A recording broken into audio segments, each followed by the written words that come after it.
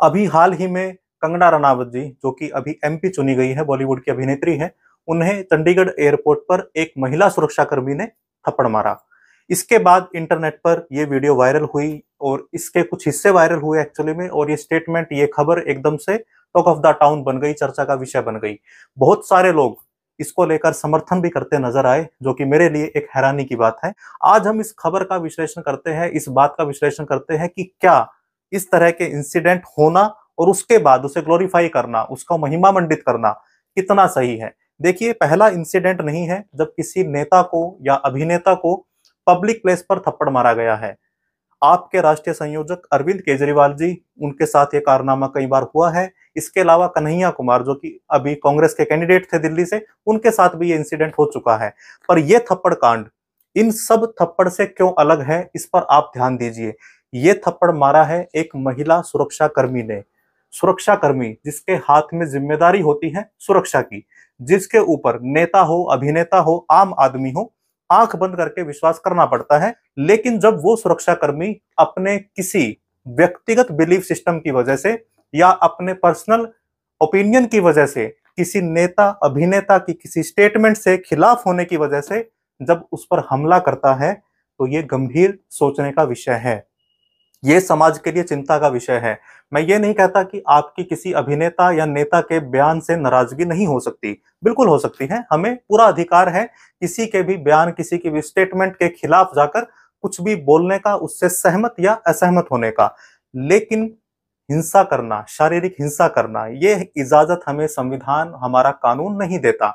आप पहले भी भारत के अंदर एक सुरक्षा कर्मी के गुस्से का शिकार एक राजनेता को होते हुए देख चुके हैं।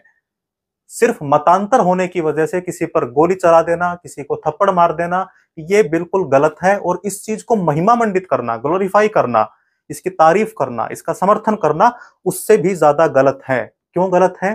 क्योंकि अगर आज आपको लगता है कि कंगना ने उस स्टेटमेंट में गलत कहा था, इसलिए उसे थप्पड़ लगना चाहिए, तो दोस्त, कल को कोई आपका नेता, आपका अभिनेता, या जिनको आप एडमायर करते हैं, या आप खुद, आपसे भी विभिन्न मत रखने वाले सुरक्षा कर्मी इस देश में हो सकते हैं।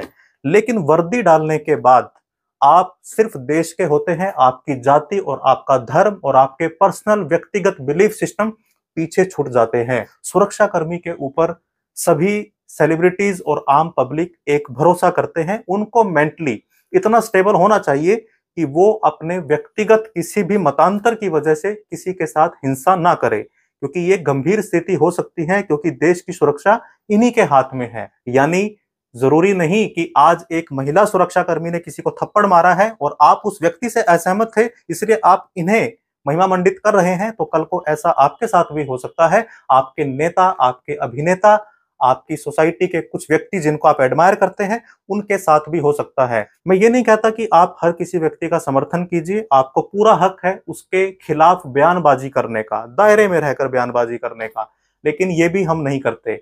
हम गाली गलौज, उसके घर परिवार सबको लपेट लेते हैं, जबकि हम ये भूल जाते हैं कि जैसे मुझे कमेंट सेक्शन में अभिव्यक्ति के आजादी के नाम पर किसी को भी गरियाने का हक है, किसी को भी गाली देने का हक है, वैसे ही सामने वाले को भी अपने विचार रखने का हक था, और बिना किसी अपशब्द के भी आप अपने विचार रख सकते हैं। लेकिन किसी को महिमा मंडित करना सिर्फ इस वजह से क्योंकि वो व्यक्ति जिसको थप्पड़ पड़ा है या जिसके साथ हिंसा हुई है, आप उससे असहमत थे, तो ये एक गलत परंपरा की शुरुआत है। मुझे लगता है एक सुरक्षा कर्मी को इस बात का ज्यादा ध्यान रखना चाहिए। सुरक्षा कर्मी अगर व्यक्तिगत विचारों को ऊपर ले जाए, तो वो हिंसा में तब्दील होने में ज्यादा समय नहीं लगाता, क्योंकि उसके पास एक्सेस होता है सेलिब्रिटीज के नजदीक पहुंचने का।